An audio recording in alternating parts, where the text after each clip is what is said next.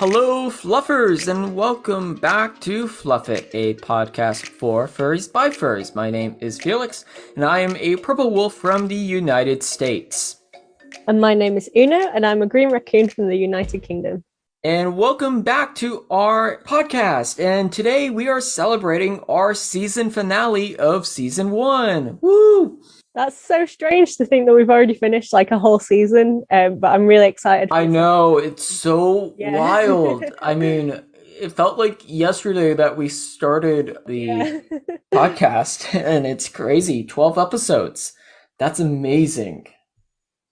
It's just like so weird to think that like we've already done that many and come this far, and I'm just like so excited to see what we do next. I And absolutely yeah. agree. I mean, I'm so happy that we're actually doing this, and it's been awesome. And thank you to everyone that has tuned in and given us support. It means a ton to the two of us.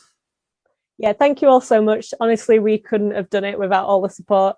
All the comments and the listeners and everyone tuning in every time is what keeps us going. We really couldn't have come this far without all the support. So thank you all so much. Yes, big thanks.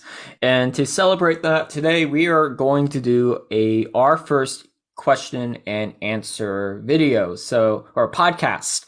And basically what we will be doing is we have been given a couple of questions by the audience, and thank you so much to everyone who has sent us questions. We have reviewed the questions and we've selected the ones that we want to answer. So without further ado, we're gonna answer your questions.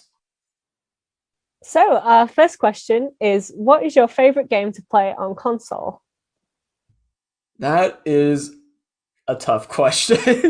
I agree. It should not be this tough. It should not be this tough. I mean, if it was favorite game in general, it would be Toontown, but Toontown is on the computer. I don't know. I mean, I would say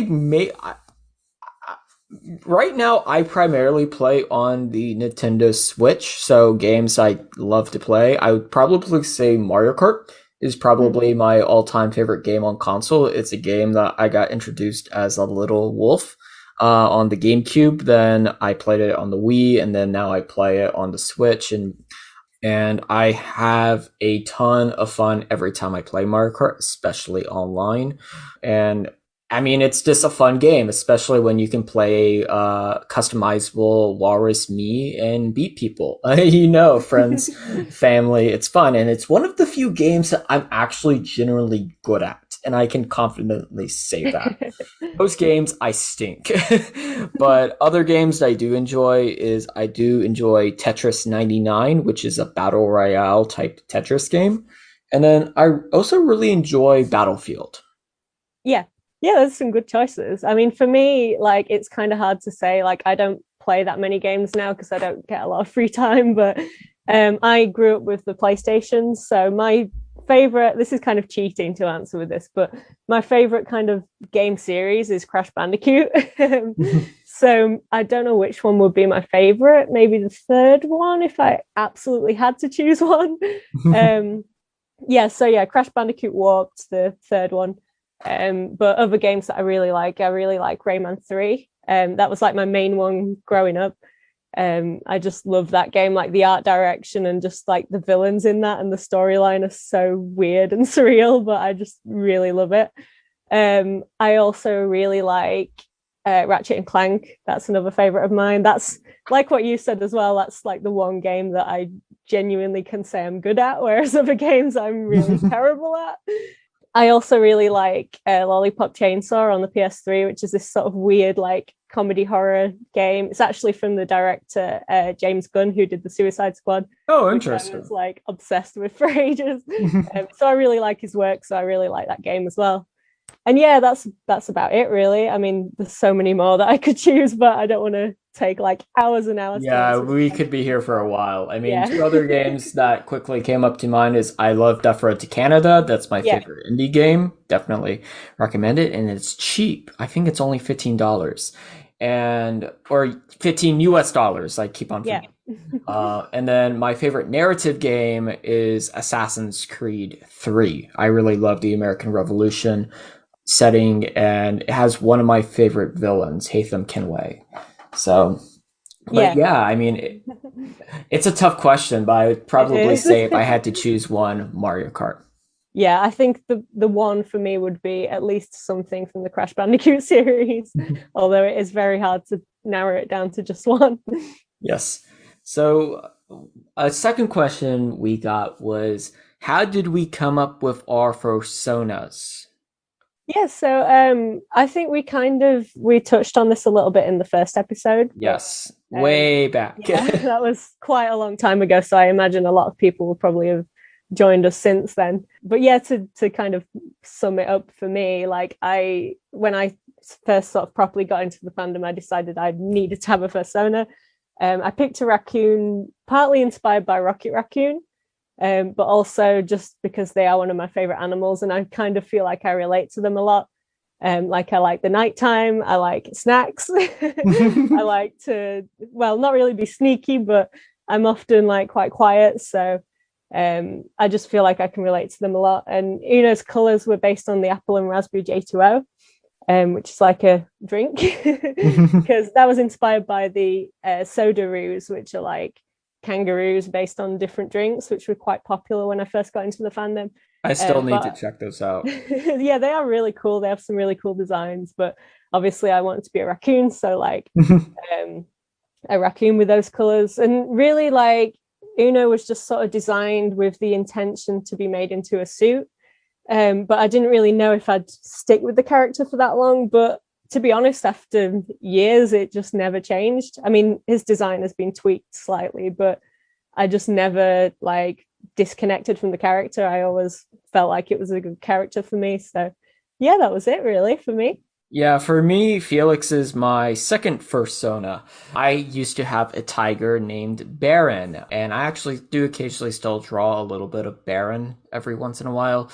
So with Felix, I decided, you know what, Baron wasn't speaking to me. I didn't feel like I was a tiger. And I mean, what's my favorite animal? It's always been a wolf for me. I also really liked bats as a child and really liked manatees, but kind of going back to the Finnecat episode, how do you do a manatee persona? Uh, that's a challenge I really want to still try and do. But my favorite animal was a wolf, and my favorite color has always been purple. I don't know why. I've since like remembering to walk and talk, I loved the color purple. And I was like, you know what? Why not make a purple wolf? And so that was kind of how Felix was created. And I based his colors off, or the colors that he wears, the white hoodie, the gold cuffs, the kind of the navy blue pants, off of my grandparents, because my grandparents were my grandfather went to Georgia Tech, and that's their colors, and they were the biggest Georgia Tech sports fans, and they brainwashed me. So I was like, you know what? I want to represent that onto Felix.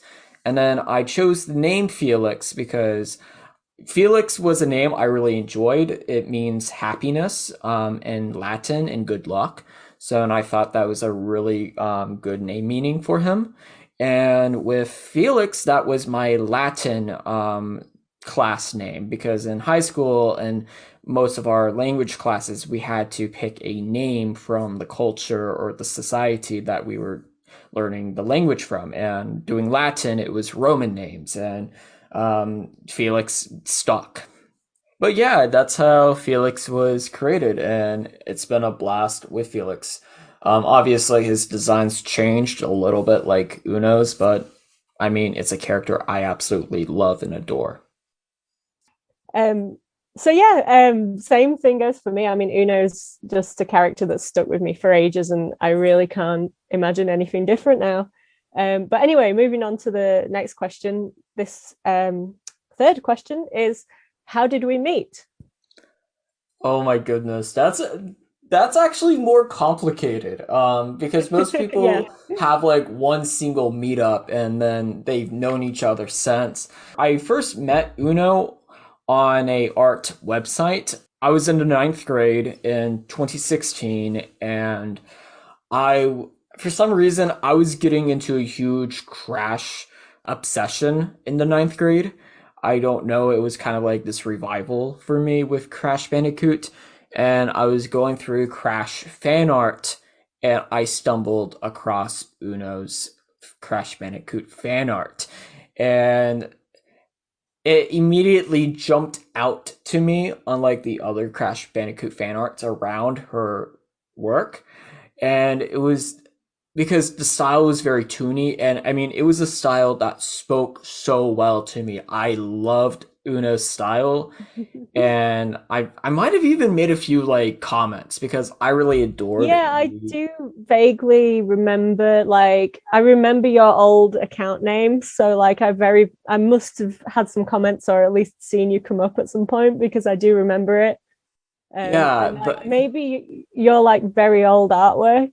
I don't really know, like I can't really remember very well, but I definitely knew of you before we ever spoke anyway. yeah. So And yeah. then so jump forward to 2019. I wanted to get a fursuit, and I was still following Uno's work, and I realized that Uno actually made fursuits, and it was the Ao the Tiger fursuit that Uno made, that really made me become interested in Uno's fursuits. And I was looking at her style, and I was like, you know what? I think this is the perfect artist for Felix's fursuit, and I commissioned her, and Felix was created. It was quite funny because it was around Christmas time. Felix was uh, created, and I was thinking, okay, he'll probably not come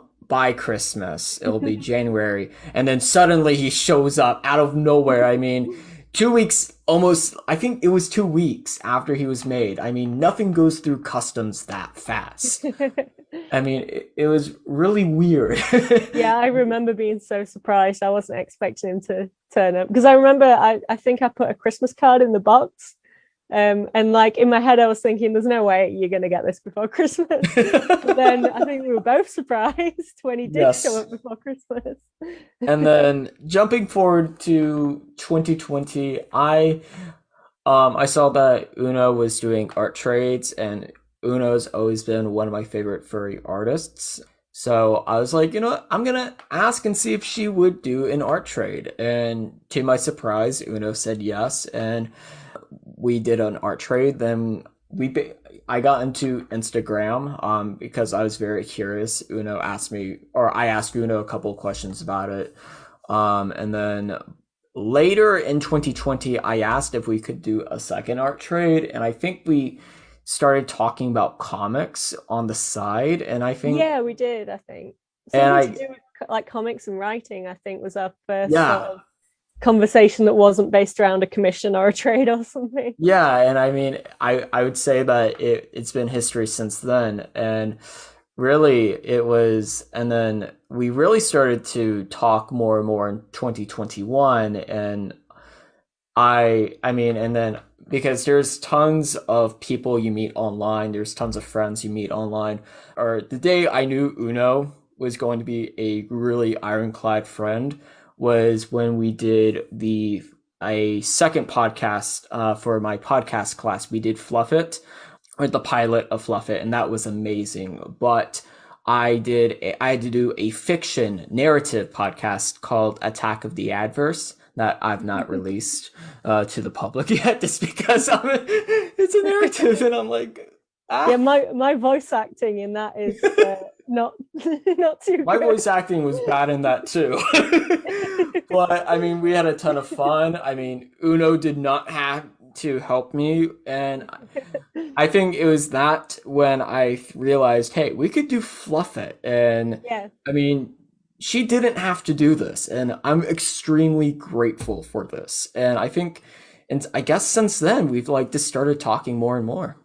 Yeah, I mean, there's really no point in me telling my whole side of the story because it is the exact same thing. Like I remember you showing up on DeviantArt like a very long time ago, but we didn't really speak obviously until sort of late 2020, early 2021, but it literally feels like it's been forever. Like it does not feel like it's just been only just a year. Like that's just crazy. Yeah, I mean But it's it was a similar thing for me as well. Like, I mean, I, especially in 2020, I kind of went through a bit of a rough patch and I was very sort of, didn't have a lot of people to talk to at the time.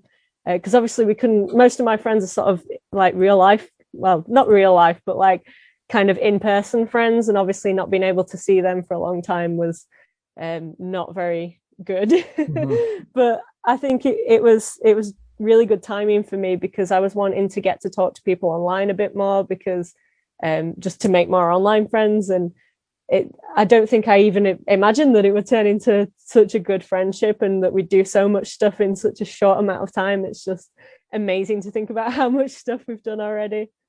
But yeah, yeah, it's that's it. I mean, my side is pretty much the same. So Yeah, I mean it's amazing. I mean it's crazy how like commenting on one Crash Bandicoot piece of art or fan art led to this awesome like friendship. And I mean I'm absolutely happy that I did, especially knowing now of how close this friendship's gotten, and it's been a ton of fun doing Fluff It with you. yeah, you too. So the next question is, what is our favorite episode of recording? Ooh, that's another good one. Yeah. I would probably say the second episode, Parents in the Furry Fandom, is probably Yeah. my favorite one still that we've done. This because it's just a fun topic. I mean, you bring your parents on and you talk about the furry fandom with them. And it was just a lot of fun doing that. And one other episode that I really enjoyed doing was the Uncle Kage episode, but Uno wasn't there, and I felt very much like that Uno needs to eventually talk with Uncle Kage. And but I would say in many ways that it was the second one, the parents one, that was my favorite.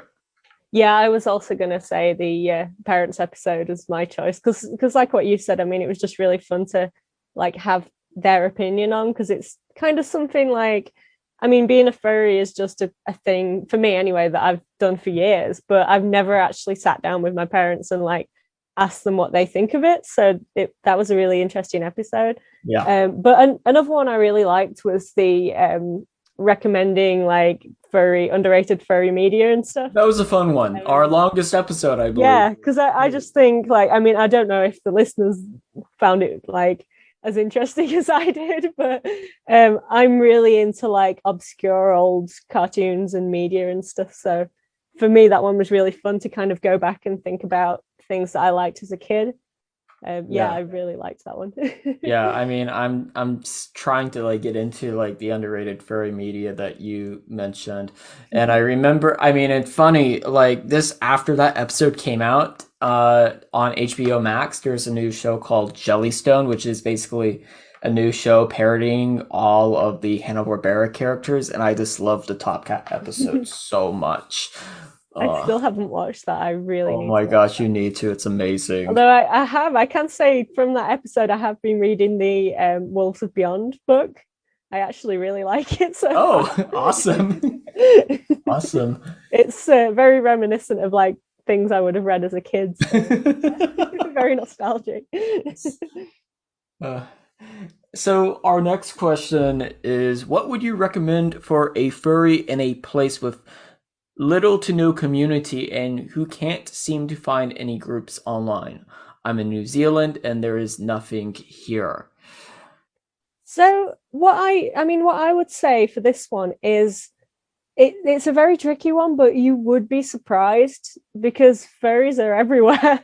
I mean, I live in a very sort of small, random town in the UK where not a lot of stuff happens. There's not a lot of enthusiasm for things. And I, over time, managed to find furries literally within a quick train journey away from me or a quick drive away from me. And I never expected to be able to find furries where I am. So, um, I think there must be some at least. I mean, if you're a furry there, then there's bound to be other furries there. But finding the groups is what can be a bit difficult. Mhm.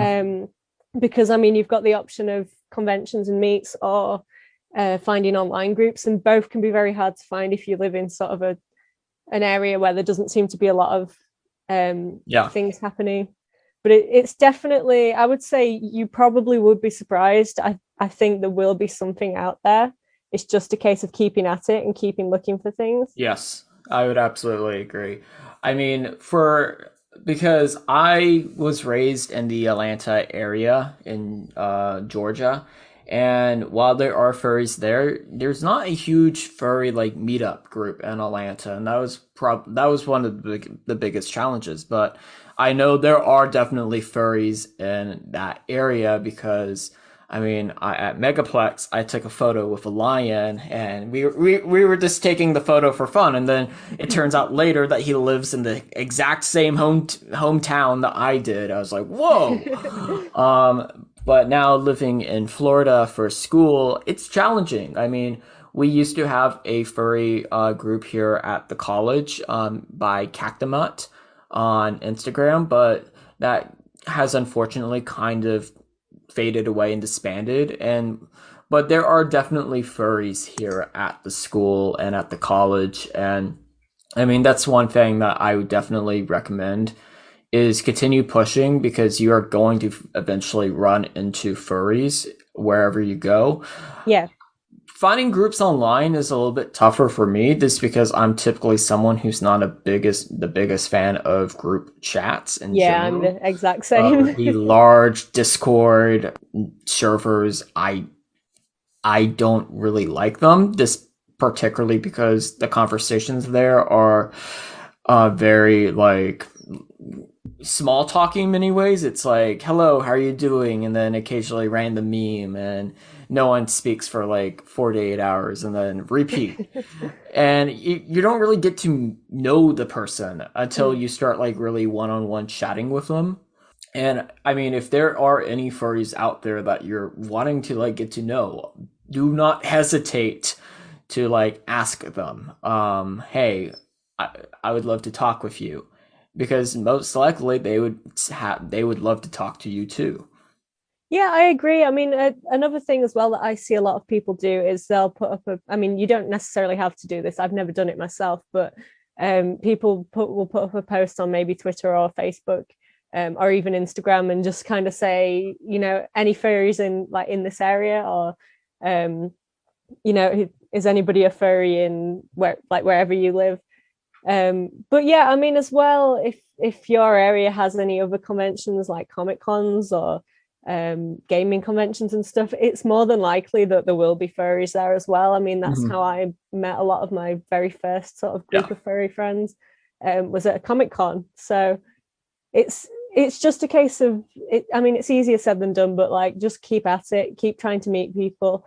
Even if you make friends with somebody online and they're quite far away, like it can still work out. I mean, we're an example of that. Like Yes. we're like millions of miles away from each other, but we're planning to meet up, and like we talk all the time and stuff. So, it's like don't worry about the limitations of if somebody's far away, because it can still be a proper friendship. Mhm. Oh yeah, no, absolutely agree. I mean, I'm super excited for our meetup. I'm extremely excited. I could talk all day about it, but I don't think the viewers would appreciate my rambles. So another question that we got was, what was the catalyst for you and Uno to embrace the furry fandom? And catalyst is basically what officially got us into the fandom. And for me, in many ways, it was a friend and a crush that got me into the furry fandom. So I've been on the fence ever since like high school of joining the furry fandom. It was kind of like this. I all the signs were there that I was a furry. I mean, I grew up I had imaginary anthropomorphic friends. I loved Toontown. I loved Disney. I told my parents one day at Georgia Tech football game when I saw a fursuit, hey, I would love to have an animal mascot suit. I mean, the writing was on the wall. The fluff was on the wall that I was going to be a furry, but I was very afraid of admitting that I was a furry. And it was until meeting my one friend and we started talking and was like, hey, you know you're a furry, right? I'm like, maybe. It's like, okay, like just embrace the furry fandom. I'm like, you know what? I'm going to. I'm going to embrace it. I'm going to enjoy it. And I mean, and ever since I've been a furry. So big thanks to my good friend.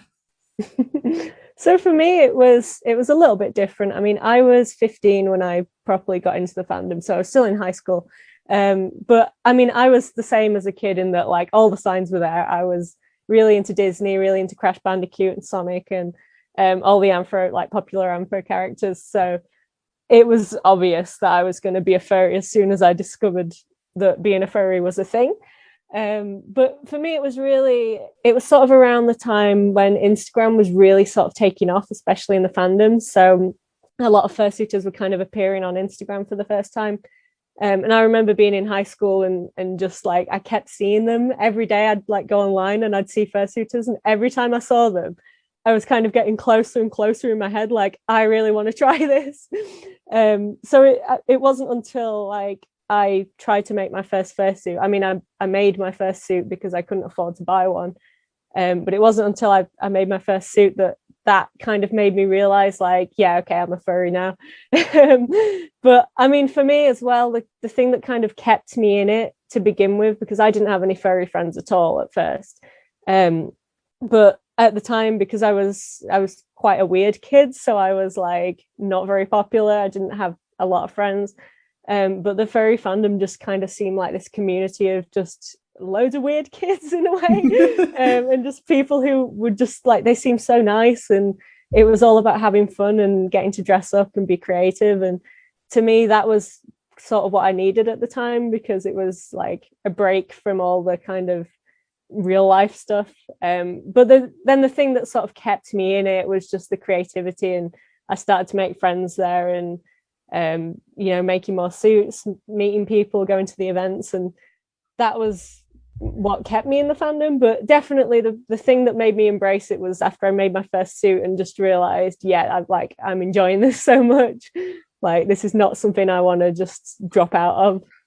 So that was I'm pretty much it. Yeah, I mean, you exactly said why I stayed in the fandom and love. I mean, I loved the fandom, and I mean, since joining it, I felt like it was. I mean, I felt like it was the right choice for me because it's like, and I was super glad that my friend got me into the fandom and finally made me embrace it. And I'm extremely grateful. I mean, and there are so many awesome people I've met in the furry fandom. I mean, I've met you, I've met so many amazing fluffers out there, and it's an incredibly wholesome community, and I love it. Now, one question that I found very interesting was how did I come across your work and how did I come to decide that I wanted you to make my fursuit? And kind of going back to the question of how we met, when I encountered Uno's work in 2016, it was just a style that stood out. I mean, it was a very toony, cartoony style that most anthropomorphic furry artists didn't take on. And I'm always a big toony type fan, and it spoke, and I absolutely loved the character facials that Uno did. And I mean, and Uno put that onto their fursuits, and it was this, and I will be perfectly honest, one of the biggest art inspirations for me as an artist was Uno and that toony cartoony style alongside uh, the likes of Panda Paco. And I really felt like in many ways Felix was created with Uno's style, kind of inspiring parts of how Felix looked. And I felt like that in many ways I wanted to kind of pay homage to Uno because in many ways Uno helped create Felix and even both the first, well, obviously with the fursuit, but also with the design. Yes, I mean, I remember like when you commissioned me, like I'd seen your art and stuff, but obviously we hadn't spoke that much. But I just really liked the first thing that stood out to me for Felix was not only the fact that his style, I already knew it was going to translate so well into my fursuit style, but his color scheme, like, I mean, purple is also one of my favorite colors. And I just remember when I saw his design, sorry, I just thought like immediately this character is just going to translate so well into my fursuit style. Because I mean, I enjoy every suit I make, and like most characters can translate into my style, but occasionally there's one that just stands out as like, yeah, this character is going to work so well in my fursuit style. And Felix was definitely one of those characters for me. So the next question is an interesting one. This is, what advice would you give to a furry who is afraid of revealing to friends, colleagues, or family that they're a furry? This is an interesting one because I feel like my situation was very different from most furries because I have been very fortunate and very lucky with revealing to friends, family, colleagues that I'm a furry. Obviously, if you've seen our second episode, both of our parents are extremely embracive of the furry fandom. My extended family is extremely embracive. I mean, my uncle wanted me to make a rap persona for him, and I absolutely love doing that. And then my colleagues at school, college, my professors know I'm a furry. I mean, I openly, I mean, Fluff It was a college pitch I had to give to a room full of college students at an art school. And then I've occasionally had to talk about Fluff It in front of other school or college classes, and I've been met with a ton of like positivity. And the thing I would say is don't be afraid of being yourself. I mean, I would say you need to do what makes you happy, and if the furry fandom brings that happiness, embrace it because there are so many awesome, wholesome things that go on in the furry fandom. And I completely can understand why someone is afraid because we are living in a time right now where people are extremely judgmental. And I mean, in social media, I mean, there are a lot of people out there that want to bring frowns on people. And I would definitely say that if someone like a friend isn't going to accept you as a furry, they're probably not someone you want to be hanging around with that much to begin with. But I mean, I would definitely, that needs to be down to you of how comfortable you are of telling friends or family. But I hope that this podcast helps with that, especially the second episode of Parents in the Furry Fandom. I think the furry fandom is one of the most misunderstood fandoms out there, and I think once people truly know the awesome, fluffy, wholesome stuff that happens in the furry fandom, they're going to have a lot more positive reception to it. Yeah, I completely agree. I mean, you've covered pretty much everything that I think about that as well. But I mean, I would say, from my point of view, I'm also very lucky to have a very accepting, friendly, sorry, very accepting family and friends. Um, so yeah, my people around me are extremely accepting of me being a furry. But um, the way I kind of see it as well is like, because I'm very open about it. I mean, I don't like, obviously I don't shove it in people's faces, but I don't hide the fact that I'm a furry. Like, it's all over my social media, and Mm-hmm. I talk about it quite openly. So really the only place where I've ever faced any sort of negativity towards it was at uni, where people just didn't really understand it. I think they thought that furries were something more sinister than what they actually are. But the fact that I'm quite open about it, I've found kind of lets people know that it is nothing weird or, well, I suppose it's a bit weird to some people, but it's nothing sinister or anything, because I think they kind of know that, if it was, I wouldn't be like so open about it. Yeah, But I mean, I've even had friends like non-furry friends who've ended up becoming furries because I've been quite open about it, and they've realized that actually this looks really cool, and they've mhm. wanted to try it as well. But again, also like what Felix said, like if you don't feel like you want to tell people, or there's some people you want to tell and some people you don't want to tell, like don't feel the pressure to, because I mean for me, like my close family and friends know, but then like my extended family, they have no idea. I mean, I don't really have anything much to do with them, so really don't feel like you have to tell everyone. Just take it at your own pace, and tell the people who you trust, and if they're not accepting, then don't worry about it, because they're not the kind of people you want around you anyway. Yeah. I mean, you'll probably be more surprised with like the positivity because I mean, for me, I mean, last year for Christmas, my dad came up to me and it's like, "Hey, I want the Christmas card to be us as furries, and I want you to draw it." I'm like, okay. And I had a ton of fun, but I mean, we sent it out to friends, family, and I'm like, okay, everyone now knows I'm a furry. But I mean, I definitely feel like the more, I mean, you don't have to like shove it like, oh, hi, my name is Felix. I'm a furry. Nice to meet you.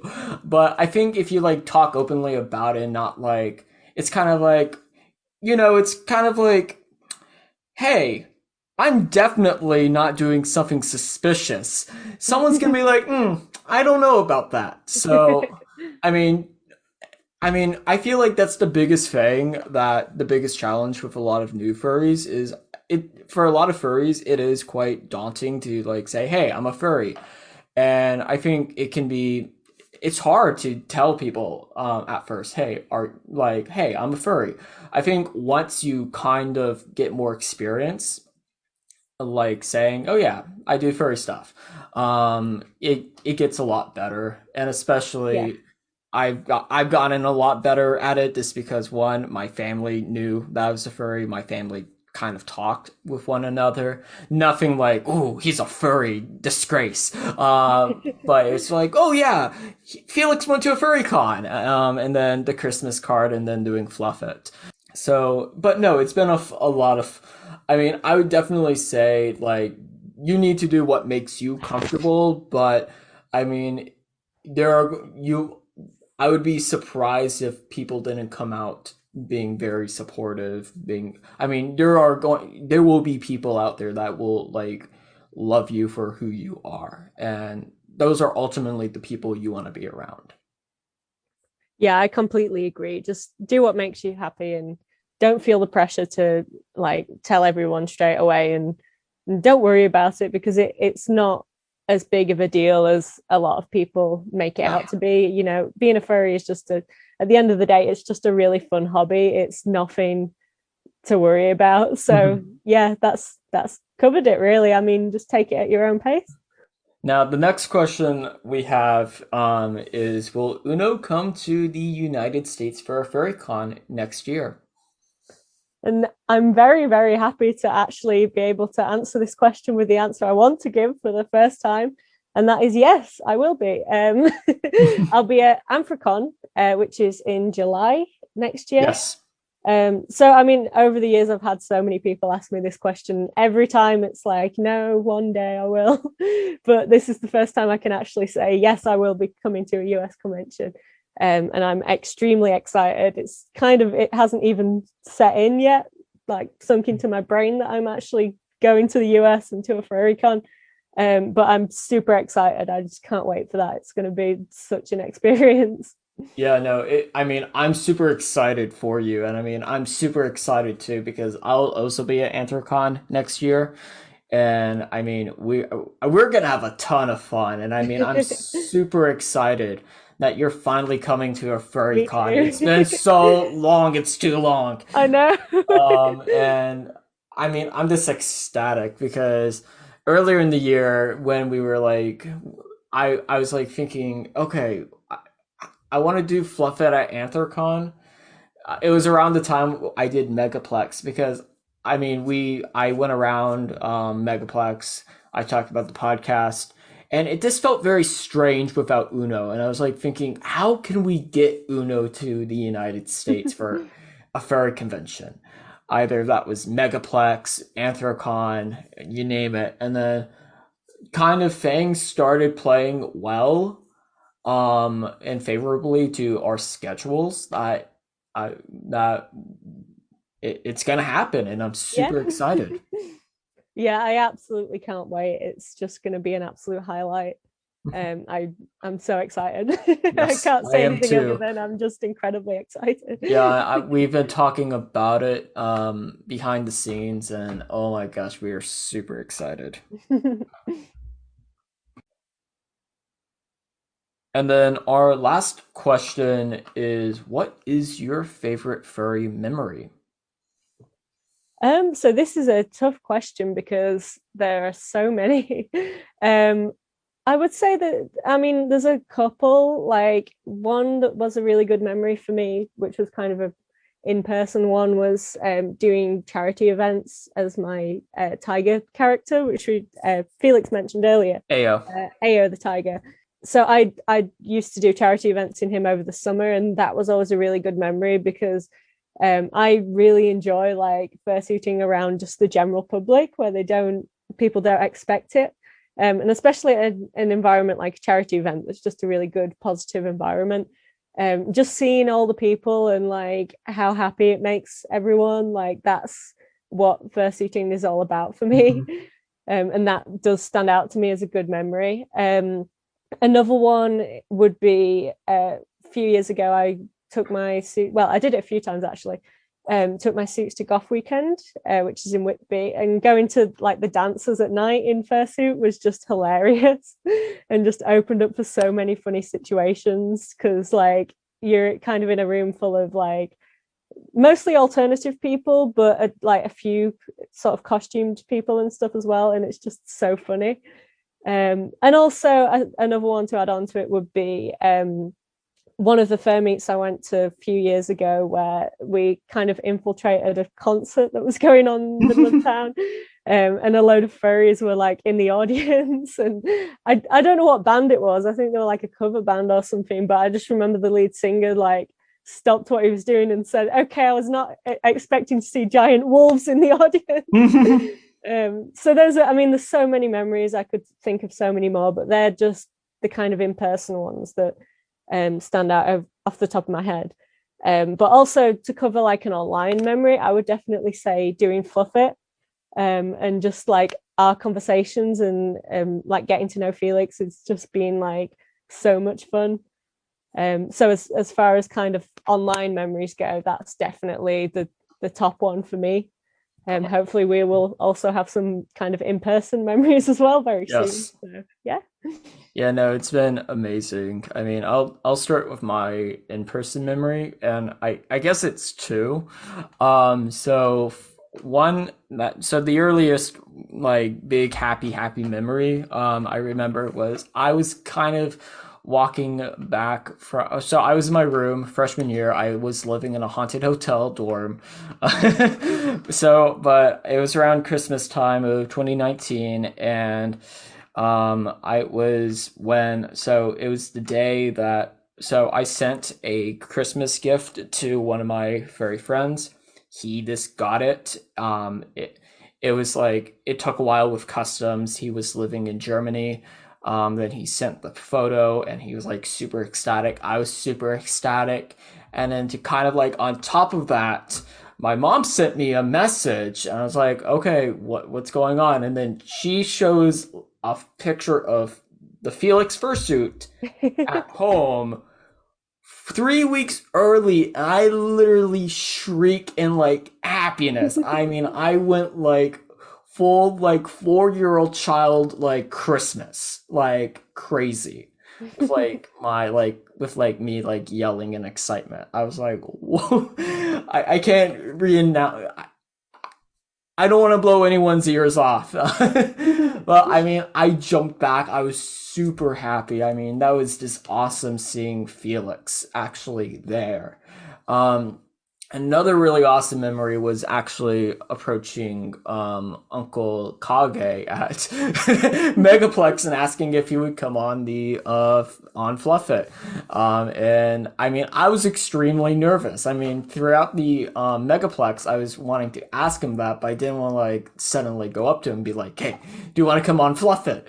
Because I mean, he's one of my like huge like furry, like he's definitely he's one of my favorite furries out there, and I was like so nervous, but when I like asked him and he said when I asked him, "Hey, um it would be an honor if you came on Fluff It. Would you like to like come on for an interview?" And when he like said, sure, I was super ecstatic. I mean, and just getting to know Uncle Kage on Zoom and talking with him, that was just so like amazing. I was like, this cannot be real. Um but I mean, the my favorite virtual memory, oh, that's tough. I mean, because in many ways, me and you, I mean, we have so many crazy awesome memories, and I mean, it's so hard to pick. I think for me, it was probably, I mean, even though this wasn't furry related, I mean, this it was just like me, like under like blanket sheets. It was you in your car, middle of the night, Yeah. and we were like making like scream noises for our Attack of the Adverse like zombie apocalypse podcast. I mean, and that was just awesome. I mean, and that was I feel such an like I should have picked that as mine now. Like I actually kind of that was forgot. such an amazing It's so memory. funny. And then, but yeah, no, Fluff It with doing Fluff It with Uno has definitely been my favorite furry memory, just because I mean, it's just been amazing with how much we've been able to do. And it's just been awesome, an awesome journey talking about the fluffy world of furries. And I mean, and doing it with someone so awesome as Uno. I mean, I was super ecstatic that Uno said yes to doing the first ever Fluff It pilot that we haven't released. If we ever do release, I was a nervous wreck. Yeah, me Uh, too. that one. But I mean, it's been an awesome journey, and I'm super excited to see where we go with Fluff It. I mean, and I'm super excited for our meetup here in a week. Me too. It's gonna be great. I know. Oh my gosh, I'm so excited. It's so Ah, soon as can't well. wait. Like it's come up so fast. It's come up so fast. I mean, like a week ago, I was like talking to someone. Oh yeah, I'm going to be meeting my awesome friend Uno in December, and she was like, "It's already December." It's like, oh. Oh. It's like, whoa! I was like, oh, it's December already. I'm like, oh my gosh, it's happening very soon. But it's been such an awesome experience, and I mean, I'm super excited to see what happens next with Fluff It. Yeah, me too. It's gonna be great. But that is it for our first season of Fluff It. Thank you all for listening to Fluff It, and it's been an awesome journey doing these episodes and talking about the furry fandom to all of you. Yeah, it's just been such an amazing experience. Like I couldn't have ever imagined that we'd come this far in such a short amount of time. It's been so Oh much yeah, fun. definitely. And it's just been awesome to get all the feedback and just hear what everyone has to say, and like it's just been amazing. So Yeah. thank you all so much, and Thank you. thank you I as well mean, to everyone who sent in questions today as well. yes. Like, well, not today but recently. Yeah, It's been big really fun to answer these. Yeah, no, big thank you to everyone who did send us questions. I mean, and big thank you to the creative writing program here at my college. Thank you to Professor Kelly for making Fluff It actually for helping Fluff It become what it is. And I mean, it's just been a super awesome journey. I mean, if you told me January 1st of this year that I would be doing a Fluff It podcast with Uno, I would I would be like, no way. That's awesome, but no way. And I'm super excited that it happened. I mean, I never thought in my like life that I would be able to like talk with Uncle Kage, talk to about the furry fandom to everyone, and I mean, and doing a podcast with Uno. I mean, it's just so crazy how much we've been able to accomplish, and I'm just super ecstatic. And a big thank you to Uno for coming on and wanting to do Fluff It.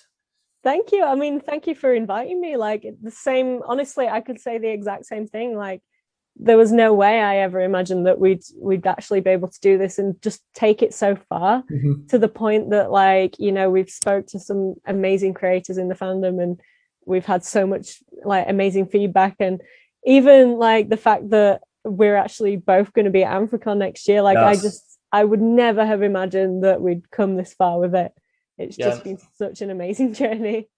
Yeah, and hopefully one day we will be recording at Anthrocon Yeah, in a live I hope audience. so. That would be awesome. Um, that's a big dream of mine. Yeah, me But too. thank you to everyone. We will be taking a couple weeks off. We will be coming back around early to mid January with season 2 of Fluff It. Yeah, But until the next episode of Fluff It, stay fluffy and have a fluff-tastic day. we'll see you all soon. Goodbye.